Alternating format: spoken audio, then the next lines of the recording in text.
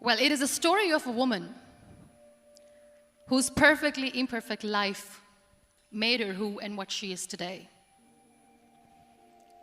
It's the story of a woman who, in pursuit of her dreams and aspirations, made other people realize that if you think that your life is hard and you're giving up on that because you think your life is unfair, think again.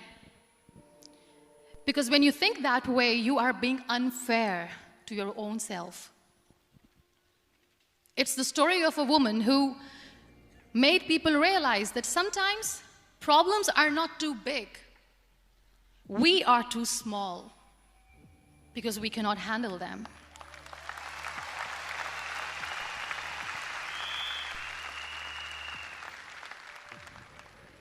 It is the story of a woman who with time realized that real happiness doesn't lie in success, money, fame. It lies within. Real happiness lies in gratitude.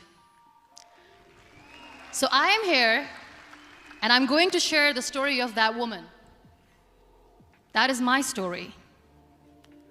The story of gratitude. I believe in the power of words. Many people speak before they think. But I know the value of words. The words can make you, break you, they can heal your soul, they can damage you forever.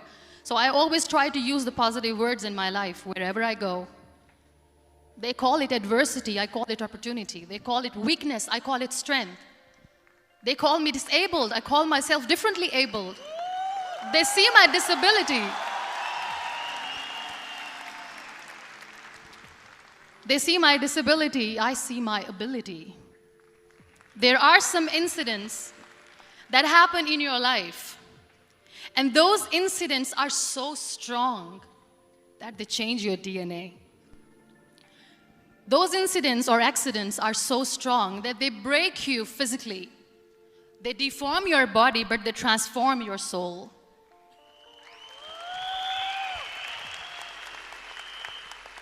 Those incidents break you, deform you, but they mold you into the best version of you. And the same thing happened to me. And I'm going to share what exactly happened to me. I was 18 years old when I got married. And this thing I'm sharing for the very first time on an international level. I was 18 years old when I got married. I belonged to a very conservative family, a Baloch family, where good daughters never say no to their parents.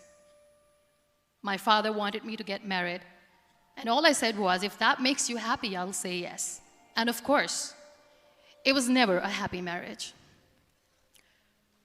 Just about after 2 years of getting married, about 9 years ago, I met a car accident.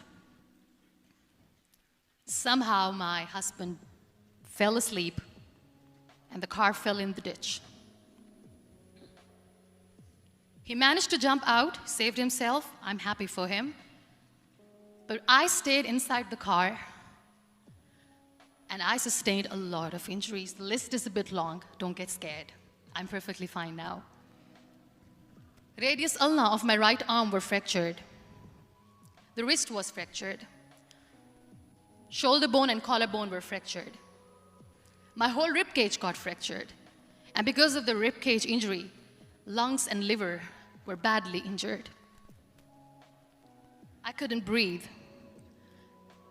I lost urinary bowel control. That's why I have to wear the bag wherever I go. But that injury that changed me and my life completely as a person and my perception towards living my life was the spine injury. 3 vertebrae of my backbone were completely crushed and I got paralyzed for the rest of my life. So this accident took place in a far-flung area in the outskirts of a very small province, Balochistan, where there was no first aid, no hospital, no ambulance. I was in the middle of nowhere in that toppled car. Many people came to rescue. They gave me CPR. They dragged me out of the car. And while they were dragging me out, I got the complete transection of my spinal cord. And now there was this debate going on. Should we keep it here? She's going to die. Where should we go? There is no ambulance. There was this four-wheeler Jeep standing in the corner of the street. They said, put her in the back of the Jeep and take her to the hospital, which is 3 hours away from this place. And I still remember that bumpy ride. I was all broken. They threw me at the back of the Jeep and they rushed me to the hospital. That is where I realized that my half body was fractured and half was paralyzed. I finally ended up in a hospital where I stayed for 2.5 months. I underwent multiple surgeries. Doctors have put a lot of titanium in my arm. There's a lot of titanium at my back to fix my back. That's why people in Pakistan call me the Iron Lady of Pakistan.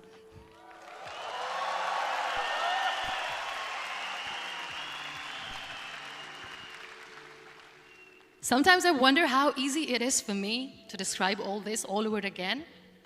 And somebody has rightly said that when you share your story and it doesn't make you cry, that means you have healed.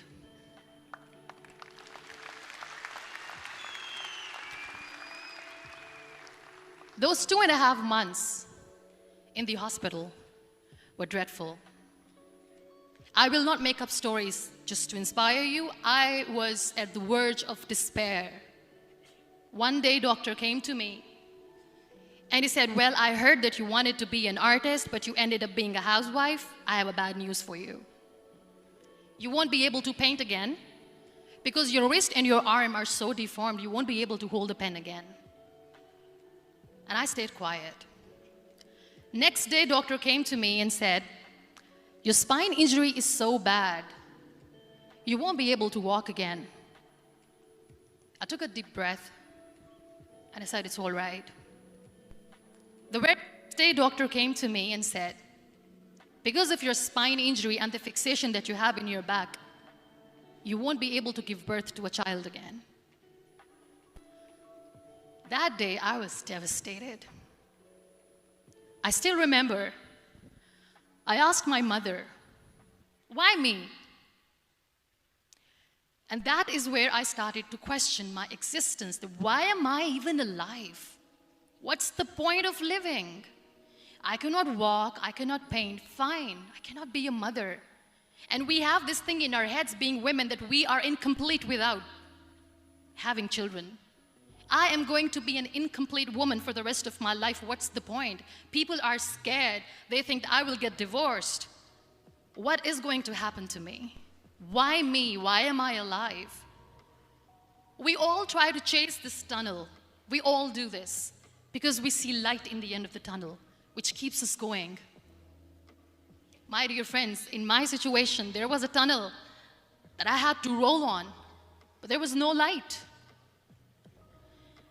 And that is where I realized that the words have the power to heal the soul. My mother said to me, this too shall pass. God has a greater plan for you. I don't know what it is, but He surely has.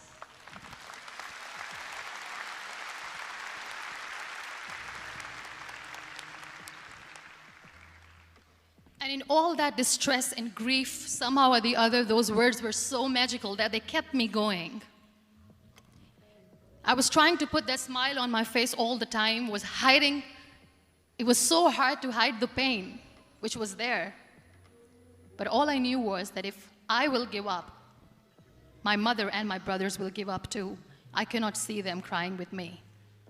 So what kept me going was, one day I asked my brothers, I know I have a deformed hand, but I'm tired of looking at these white walls in the hospital and wearing these white scrubs. I'm getting tired of this. I want to add more colors to my life. I want to do something. Bring me some colors. Bring me some small canvas. I want to paint. So the very first painting I made was on my deathbed, where I painted for the very first time. It was not just an art piece or just my passion. It was my therapy. What an amazing therapy it was. Without uttering a single word, I could paint my heart out. I could share my story. People used to come and say, what lovely painting, so much color. Nobody could see the grief in it. Only I could. So that's how I spent 2.5 months in my hospital, crying, never complaining or whining, but painting. And then I was discharged, and I went back home.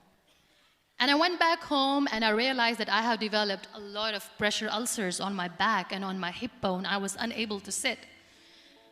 There were a lot of infections in my body, a lot of allergies. So doctors wanted me to lie down on the bed straight for not 6 months, for not 1 year, for 2 years. I was bedridden, confined in that one room, looking outside the window, listening to the birds chirping, and thinking maybe there will be a time when we'll be going out with the family and enjoying the nature. That was the time where I realized how lucky people are, but they don't realize. That is the time where I realized that the day I'm going to sit, I'm going to share this pain with everyone to make them realize how blessed they are, and they don't even consider them lucky. There are always turning points in your life. There was a rebirth day that I celebrated. After 2 years and 2.5 months, when I was able to sit on a wheelchair, that was the day when I had the rebirth. I was a completely different person. I still remember the day I sat on the wheelchair for the first time, knowing that I'm never going to leave this, knowing that I won't be able to walk for the rest of my life. I saw myself in the mirror, and I talked to myself. And I still remember what I said. I cannot wait for a miracle to come and make me walk. I cannot sit in the corner of the room crying, cribbing, and begging for mercy because nobody has time.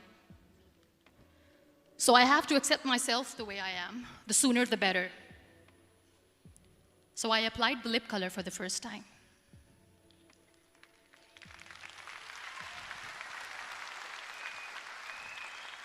And I erased it.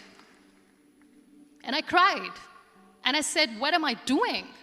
A person on a wheelchair should not do this. What will people say? Clean it up. Put it again. This time I put it for myself. Because I wanted to feel perfect from within.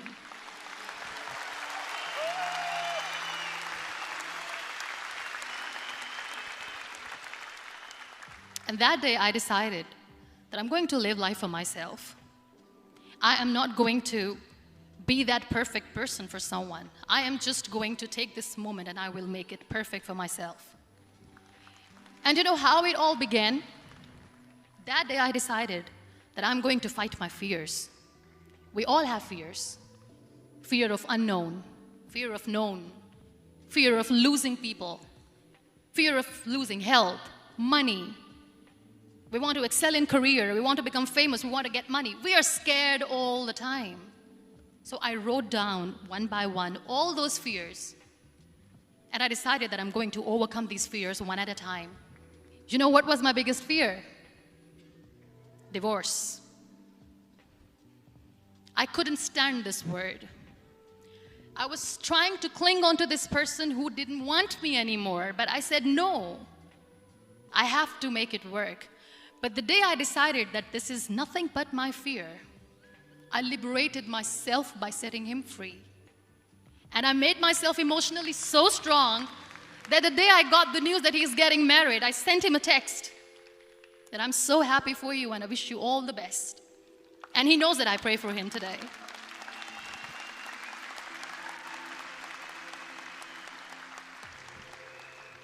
My biggest fear, number 2, was I won't be able to be a mother again. And that was quite devastating for me. But then I realized there are so many children in the world, all they want is acceptance. So there is no point of crying, just go and adopt one. And that's what I did.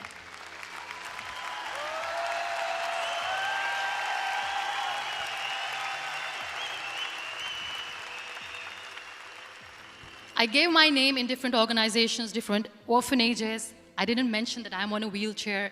dying to have a child. So I just told them that this is Muniba Mazari and she wants to adopt a boy or girl, whatsoever, but I want to adopt a kid. And I waited patiently. 2 years later, I got this call from a very small city in Pakistan. I got a call and they said, "Are you Muniba Mazari? There is a baby boy and would you like to adopt?" And when I say yes, I could literally feel the labor pain. I said, yes, yes, I am going to adopt him. I am coming to take him home.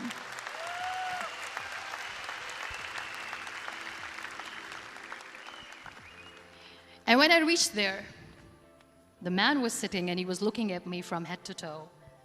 And in back of my head, I kept thinking that, oh my God, he is going to say she's on the wheelchair, she doesn't deserve it. How is she going to take care of him? And I looked at him and I said, "Do not judge me because I'm on the wheelchair." But you know what he said? He said, "I know you will be the best mother of this child. You both are lucky to have each other."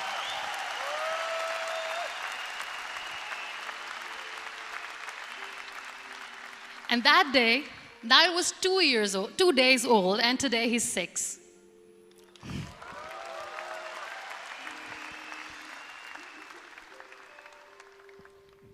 You'll be surprised to know another bigger fear that I had in me.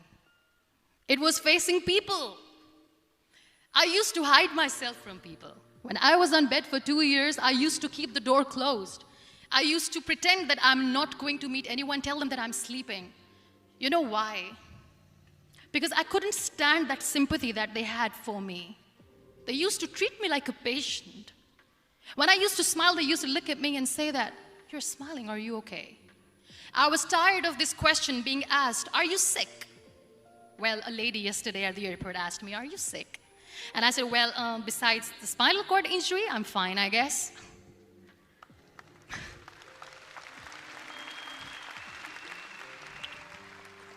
But those are really cute questions. They never used to feel cute when I was on the bed. So I used to hide myself from people, knowing that, oh my God, I'm not going to see that sympathy in their eyes. It's all right. And today I'm here speaking to all these amazing people because I have overcome the fear.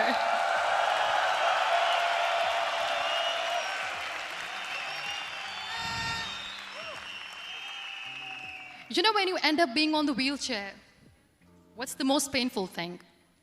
That's another fear that people on the wheelchair or the people who are differently abled have in their hearts, but they never share. I'll share that with you. The lack of acceptance. People think that they will not be accepted by the people because we, in the world of perfect people, are imperfects. So I decided that instead of starting an NGO for disability awareness, which I know will not help anyone, I started to appear more in public. I started to paint. I always wanted to. I have done a lot of exhibitions. I'm Pakistan's first wheelchair-bound artist. I have done a lot of modeling campaigns, different campaigns for brands like Tony and Guy.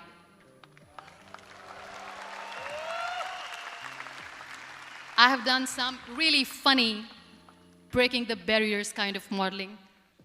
There was this one by the name Clown Town where I became a clown because I know that clowns have hearts too. And then I also decided that if I really want to make the difference, I am not going to let people use me for their polio campaigns where they will make you a victim and an emblem of misery and mercy and will say that, you know what, give polio drops to your children or they'll become like this girl. I decided that I'm going to join the national TV of Pakistan as an anchor person. And I've been doing a lot of shows for the last 3 years.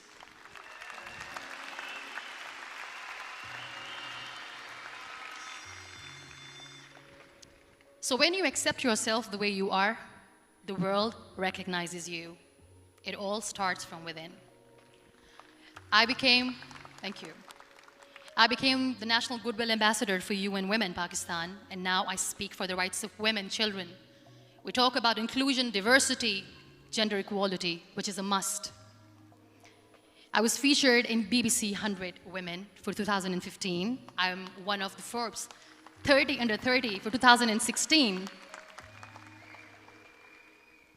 And it all didn't happen alone. You all are thriving in your careers. You have bigger dreams and aspirations in life. Always remember one thing. On the road to success, there is always we. not me. Do not think that you alone can achieve things. No. There is always another person who is standing behind you, maybe not coming on the forefront, but behind you, praying for you and supporting you. Never lose that person. Never.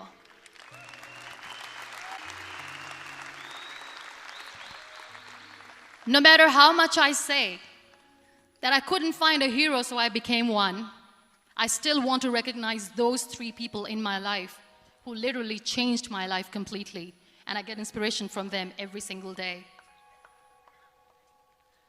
Waleed Khan. Many people know about the terrorist attacks in Pakistan. We have lost many people.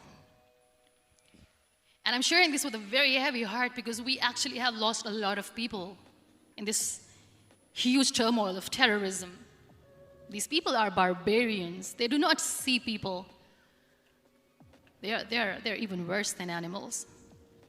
They have killed people in mosques. They have killed people in churches, temples, even in schools. There was this terrorist attack in Army Public School, Peshawar, where these terrorists entered in an examination hall and they killed our children.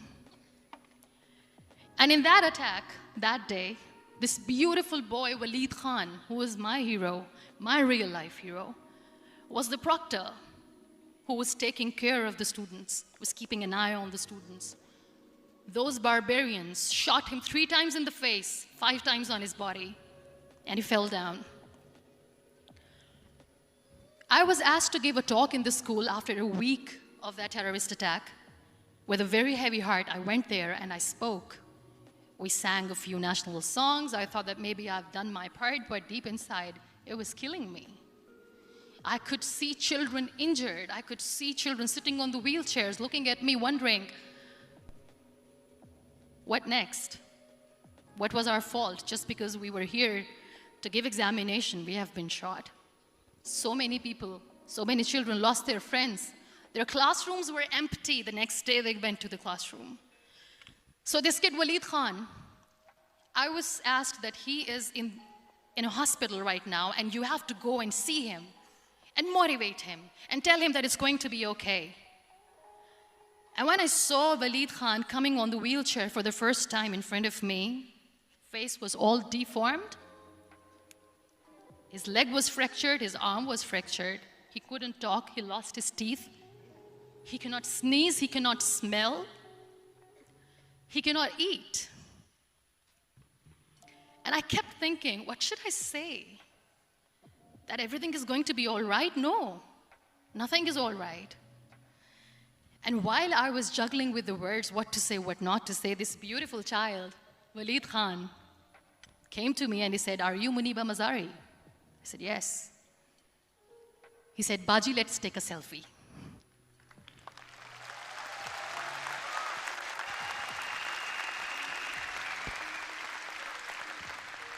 And with that beautiful, toothless smile of Waleed Khan, we took that beautiful selfie that I still have with me.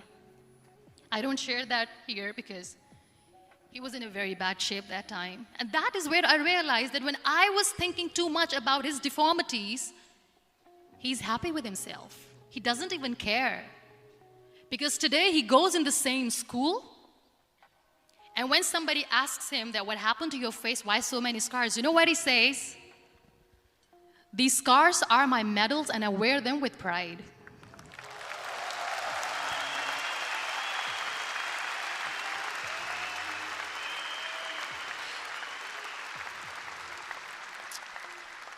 And how beautifully he says the terrorists wanted me not to study. I am going to study. I will become a doctor one day. And this is my way of taking revenge from those terrorists.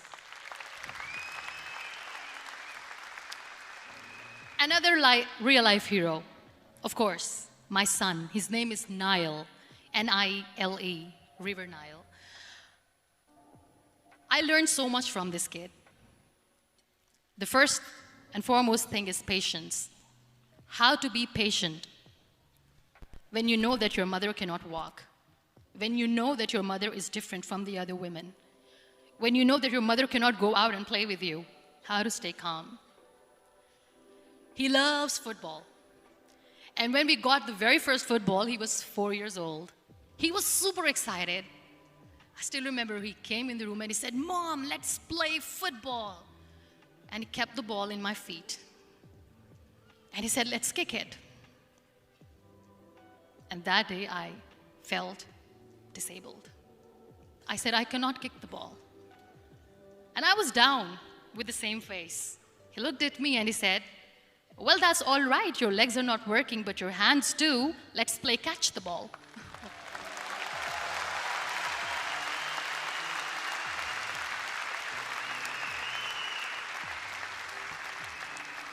You know what? That day he made me realize that when you think your glass is half empty, come on, your glass is half full. It's all in here and here. Last but not least, the woman who made me realize that heroes have no gender. The woman who believed in me even when I was completely at the verge of despair, where everybody left, she was there. And every time I looked at her, without saying anything, she used to look at me and said, "This too shall pass. God has a bigger plan. And one day you will say that, oh my God, that is why God has chosen me." She never cried in front of me. She has always said that there will be haters, there will be naysayers, there will be disbelievers, and then there will be you proving them wrong. My mother.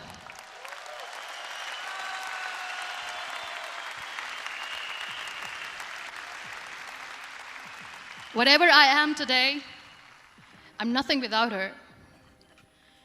I'm nothing without her. Thank you, Mama. I wish you were here. Thank you for making me who I am today.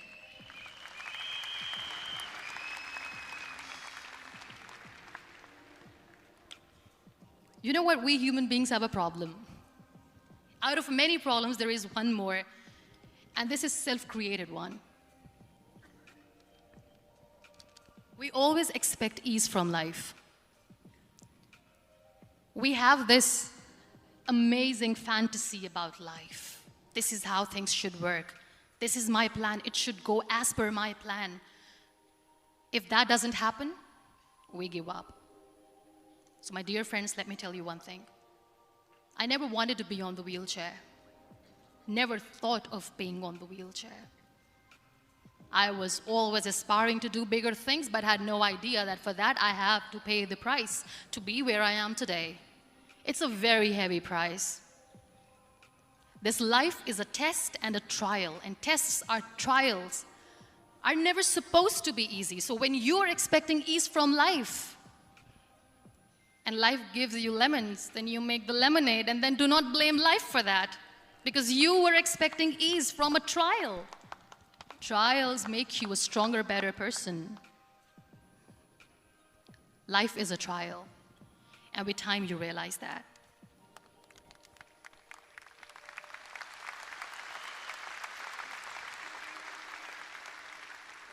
It is okay to be scared.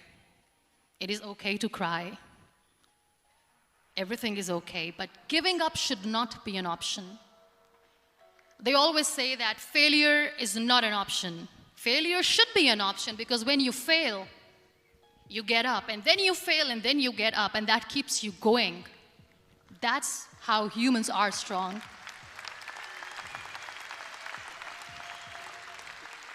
Failure is an option, should be an option, but giving up is not. Never. We have this thing in minds. We call it perfection. We want everything perfect. We want ourselves to be perfect. There is this image in our head about everything. Perfect life, perfect relationships, perfect career, perfect amount of money that we need to earn no matter what. Nothing is perfect in this world. We all are perfectly imperfect, and that is perfectly all right. That's all right. We were sent here not to become the perfect people. Those people who tell you how to look perfect, even those people are imperfect.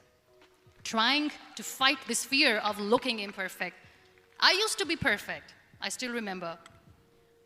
I got this compliment years ago when I used to walk. "Oh my God, look at you. You're fair, you're tall, you're perfect."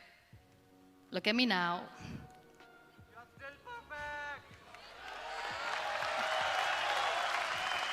Only the perfect eyes can see that. Only the perfect eyes will see that. Only the perfect eyes will see that. So yes, in all those imperfections, you have to listen to your heart. You don't have to look good for people. You don't have to be perfect just because other people want you to be perfect. If your soul is perfect from within, that's all right. This is all what you want. This is all what you need to be. Our society has made very weird kind of norms to look perfect and great. For men, it's different. For women, it's different. We think too much about what people say. We listen to ourselves too little. You know what makes you perfect? When you make someone smile. You know what makes you perfect? When you try to do something good for the people around you. You know what makes you perfect? When you feel someone's pain. And how beautiful pain is that it connects you with people. No other medium can connect you with others but pain. That's why I always say that I'm in pain, and that's a blessing in disguise for me. Today, just because I'm in pain and I'm on the wheelchair, I work for children. Being the head of CSR for a company, we conduct medical camps in far-flung areas of Pakistan where so many kids die because they don't have medical facilities. And I personally believe just because they cannot afford to live doesn't mean we'll let them die. So we give them money, we give them medical treatment, we try to heal their wounds, physical and emotional. And I also work for the beautiful people, we call them third gender, the transgender community of Pakistan. You know what connects me with them? All my imperfections. When I go and I hug them, they never judge me. And this very good friend of mine, her name is Bijli. Bijli means electricity. She calls herself electricity. And I said, are you electricity? She says, no, I'm lightning. I'm as strong as lightning. Because we have very bad power outage, so she doesn't want me to call her electricity. So she says, I am very strong. I'm thunder, I'm lightning. She came to me, and the first time I hugged her, she said, you are just like me. And I said, yes, I am like you. Because to people, we are so imperfect. So how beautiful these imperfections are, that because of these imperfections, you can connect with people. Then why are we all running after being perfect? What's the point?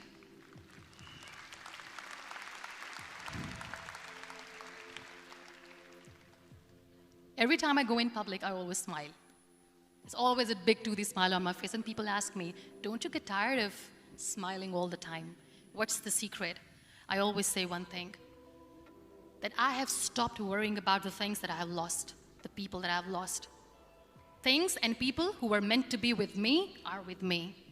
And sometimes, somebody's absence makes you a better person. Cherish their absence.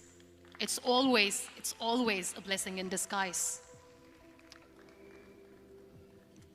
I always say that people are so lucky they don't even realize. You must be thinking, okay, you're lucky in what sense? Well, the breath that you just took was a blessing. Embrace it.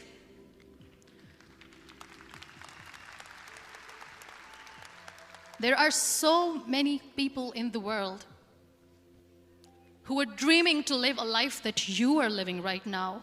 You have no idea. Embrace each and every breath that you are taking. Celebrate your life. Live it. Don't die before your death. We all die.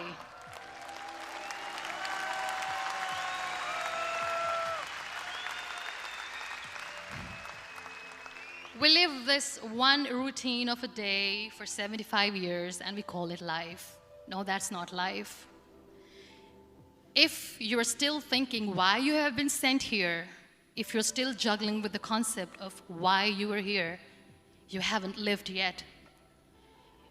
You work hard, you make money, you do it for yourself.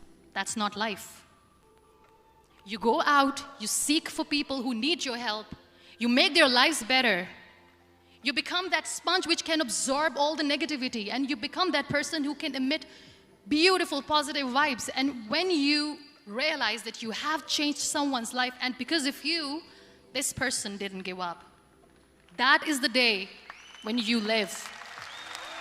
Always.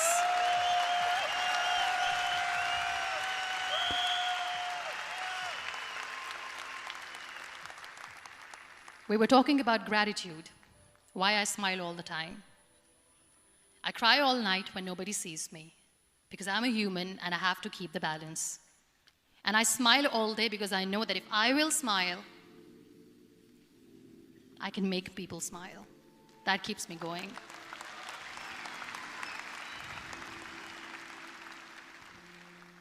Be grateful for what you have, and you will always, always end up having more. But if you'll cry and if you'll crib for the little things that you don't have or the things that you have lost, you will never ever have enough. Sometimes we are too busy thinking about the things that we don't have that we forget to cherish the blessings that we have. I'm not saying that I'm not healthy and that makes me unlucky, but yes, it is hard. It is hard when I say that I cannot walk. It is hard to say when I wear this bag. It hurts. But I have to keep going, because never giving up is the way to live, always.